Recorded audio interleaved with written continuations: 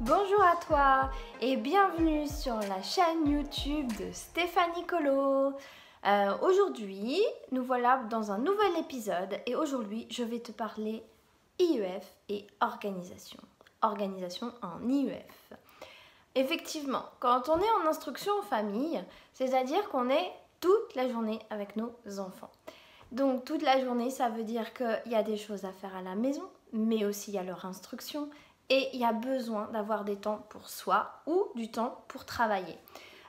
Effectivement, moi donc je travaille à la maison et en même temps je fais l'instruction des enfants à la maison. Donc plus mon mari est entrepreneur aussi de son côté. Donc on a trouvé une organisation. Chaque famille qui fait l'instruction en famille a une organisation différente.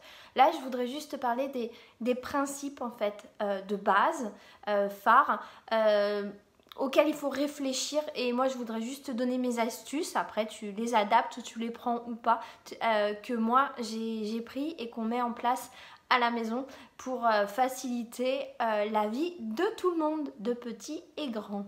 Voilà, alors quand on pense organisation, il faut penser organisation globale. C'est-à-dire que donc tu es à la maison toute la journée, donc tu dois penser à l'instruction de tes enfants, mais aussi à leur faire à manger toute la journée, c'est-à-dire pas que le soir quand ils rentrent de l'école, mais aussi le midi. Et leur faire penser faire également l'entretien de la maison. Donc pour ça, moi j'ai ce que j'ai fait, c'est que j'ai fait une liste de tout ce que je devais faire dans la semaine.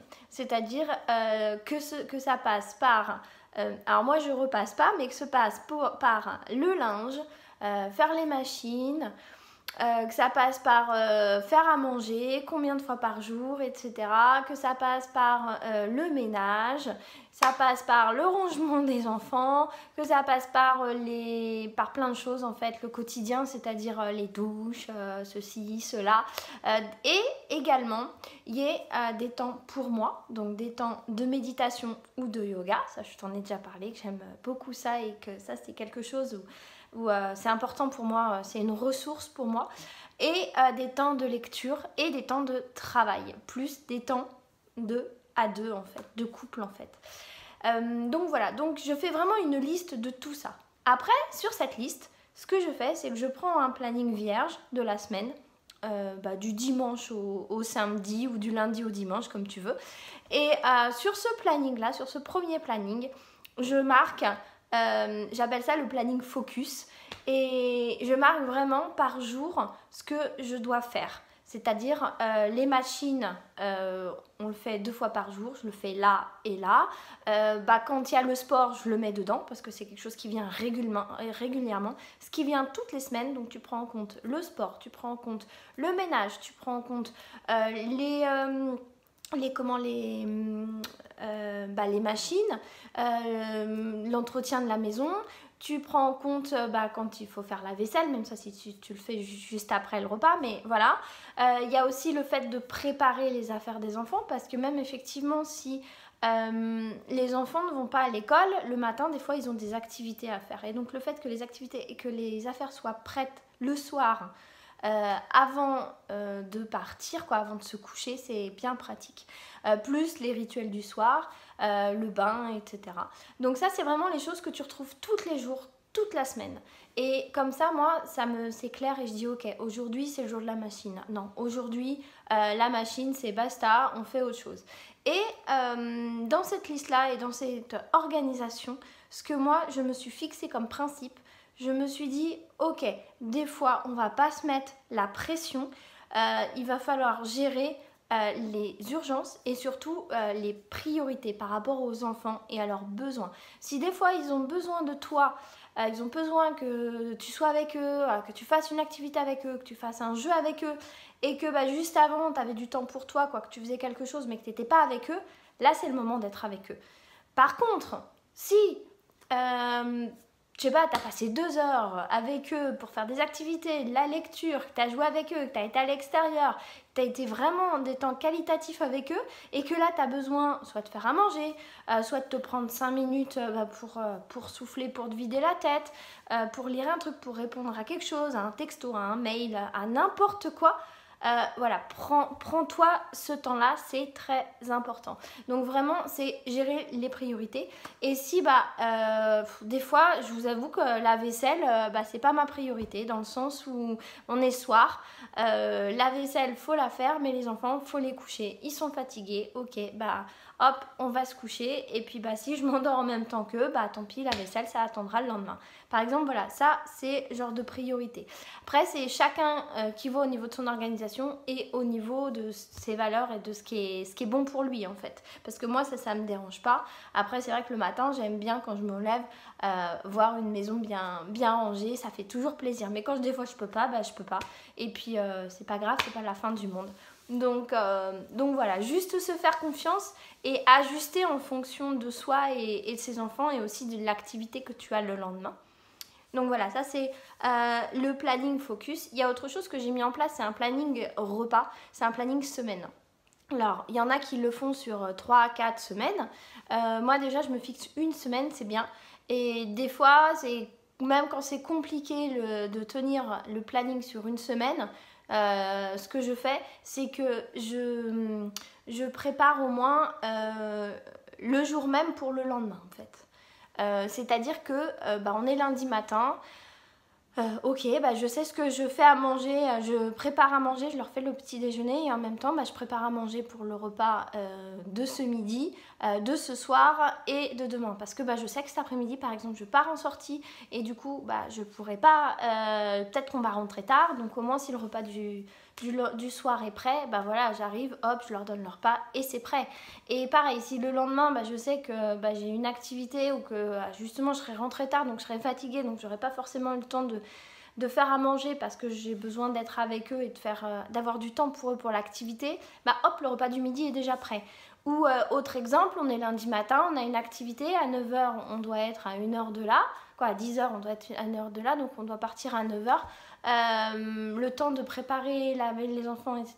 J'aurais préparé par exemple le repas la veille au soir et j'aurais aussi préparé le repas du lundi soir. Donc j'aurais préparé la veille le repas, les 2 repas du lundi. Voilà, ce qui marche aussi des fois, ce qui est sympa, alors de moins en moins quand ils grandissent parce qu'ils sont de plus en plus goulus, mais c'est de faire un peu plus en quantité, comme ça t'en as pour 2 repas d'affilée, même si c'est pas le lundi midi et le lundi soir, mais si c'est le lundi midi ou mardi midi, voilà. Et au moins, toi ça te libère des choses. Alors nous à la maison on fait attention et du coup on a de la farine sans gluten, donc ce qui veut dire que je dois faire un maximum de choses et que je fais attention et du coup au lieu du pain pour l'instant ce que je fais c'est je fais beaucoup de galettes et de crêpes. Alors ça c'est normal culture bretonne de la part de mon mari, donc voilà, donc du coup et puis les enfants aiment ça, c'est assez rapide, alors pas forcément à cuire mais en tout cas à faire, c'est rapide à préparer et souvent nous quand on va à l'extérieur du coup c'est pas des sandwichs qu'on a mais c'est des crêpes donc c'est des crêpes ou des galettes et c'est top quoi, tout le monde aime ça donc c'est bien. Donc voilà, ça c'était une autre petite astuce. Donc, du coup, il y a le planning focus, donc ta liste pour voir tout ce que tu as à faire. Le planning focus pour voir comment tu le répartis dans la semaine. Le planning du repas pour voir comment tu t'organises. Et comme ça, tu n'as pas à y penser. Tu dis, tu regardes le truc, ah ok, aujourd'hui c'est ça. Bon, ça veut dire que tu t'es organisé dans la semaine au niveau des courses. Ou dans le mois. Alors nous c'est les courses une fois, on les fait régulièrement et surtout c'est les légumes une fois par semaine. Donc c'est pour ça que je fais aussi des plannings à la semaine. Donc voilà. Et puis j'ai au niveau, donc ça c'est l'organisation. Après il y a l'organisation au niveau de la journée avec les enfants. C'est-à-dire que c'est l'organisation de la journée avec les enfants, c'est-à-dire au niveau de leur activité. Donc en général, c'est soit on est tranquille le matin à la maison, ils font leur activité selon ce qu'ils ont envie de faire, c'est des maths, de l'écriture, voilà, par biais de jeu tout le temps, des puzzles, des cahiers, du collage, des activités ludiques, de la peinture, du graphisme, bah, tout quoi. Donc voilà, le matin c'est plus activité tranquille à la maison, après il y a le repas. Et après le repas, Antonin commence à plus trop faire de sieste, donc en général l'après-midi c'est sortie. Alors soit sortie dans un parc quand on peut, ou soit sortie retrouver des copains, soit une sortie qui est déjà prévue, soit une sortie qu'on a organisée nous-mêmes. Voilà, et sinon j'ai aussi beaucoup, on a quelquefois des plannings à la journée, des sorties journée, c'est-à-dire que par exemple nous le lundi, une fois sur deux on a l'activité cirque, donc je sais que le lundi une fois sur deux je vais au cirque, et comme c'est loin de la maison, il faut y aller, et puis que c'est toujours sympa de rester avec les copains, ce qu'on fait c'est qu'on reste avec les copains après, donc on reste avec eux, on mange avec eux, ou sinon ce qu'on fait c'est qu'il y a un autre groupe de copains qui est pas très loin, donc on reprend la voiture, parce que c'est sur Paris, et du coup on va voir les autres copains qui sont dans la forêt, et là on passe toute l'après-midi avec eux. Et donc quand je me déplace pour une activité, vraiment je le fais sur toute la journée quand c'est loin. Après, ça c'est le lundi une fois sur deux. On sait que le jeudi après-midi, par exemple, le jeudi soir, Eloane il a son activité sportive, et du coup le jeudi après-midi ou le jeudi journée, il faut adapter en fait le planning pour être là à 17h. Parce qu'effectivement, quand on a l'instruction en famille, on n'a pas les mêmes horaires que l'école. C'est-à-dire qu'à 16h30, 17h, nous on rentre pas à la maison. C'est-à-dire que des fois, sauf la nuit, sauf en hiver, quand on est en extérieur et qu'il faut rentrer, mais quand on est avec les copains et que des fois on reste tard quoi. Moi je sais que des fois je rentre à 6h le soir, mais parce que ils s'amusent bien, parce que il y a les bouchons et du coup il faut rentrer en décalé, parce que je sais que le lendemain ils seront ils vont adapter leur rythme aussi, et que moi j'ai des enfants qui se lèvent tard mais qui se couchent tard. Donc voilà, c'est aussi ça, et du coup la transition, le fait qu'ils se lèvent tard, ça me permet moi aussi de travailler avant qu'ils se lèvent. Parce que du coup, je me lève plus tôt, je fais ce que j'ai à faire, mon yoga, ma méditation, etc. Je me prépare et je fais ce que j'ai à faire, que ce soit du travail, de la lecture, du temps pour moi. Voilà, et comme ça, quand ils se réveillent, je suis le plus disponible possible. Donc voilà.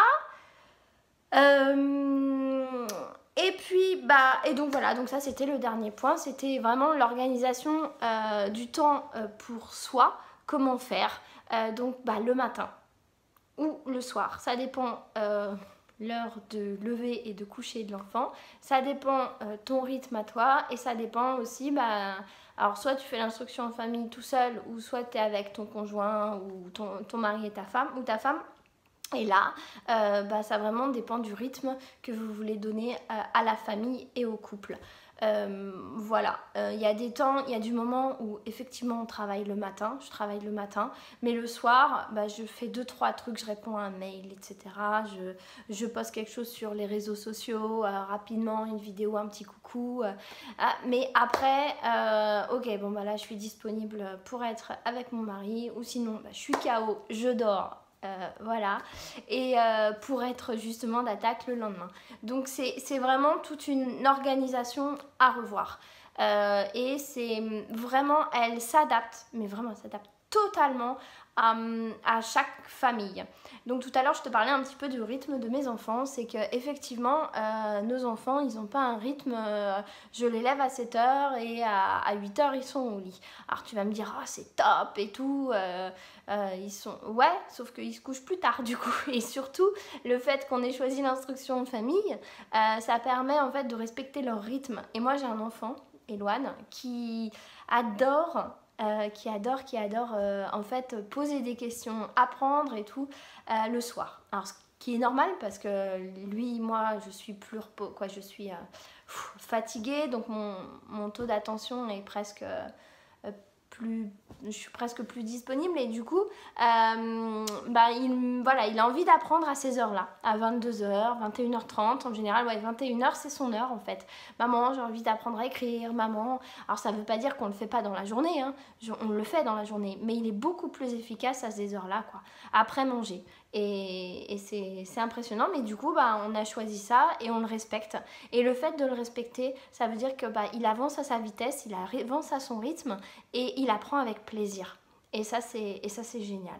Donc voilà, donc c'est trouver une organisation qui correspond à tout le monde en fait. Donc voilà, donc faire la liste de tout ce que tu as à faire, mais tout, parce que quand tu es en instruction en famille, tu as privé et pro qui sont réunis. Ensuite, tu as faire la liste. Quand tu as fait cette liste-là, tu fais ton planning focus pour voir dans la semaine. Après, tu refais ton planning du repas si tu en as besoin, si tu en ressens le besoin. Et puis, moi, je fais le planning des activités. Voilà, je sais quel jour il y a quoi comme activité. Et régulièrement, il y a des activités toutes les semaines qui se rajoutent en fait pour voir des copains, etc. Pour faire des sorties autres qu'on n'avait pas pensé, qui se rajoutent et tout.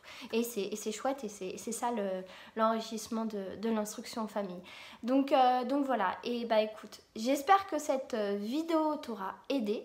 Mets-le-moi en commentaire, n'hésite pas à t'abonner, mets un pouce et puis appuie sur la petite cloche, comme ça tu auras les notifications quand il y aura une nouvelle vidéo qui va sortir. Je te souhaite une belle journée sur ton chemin et je te dis à bientôt.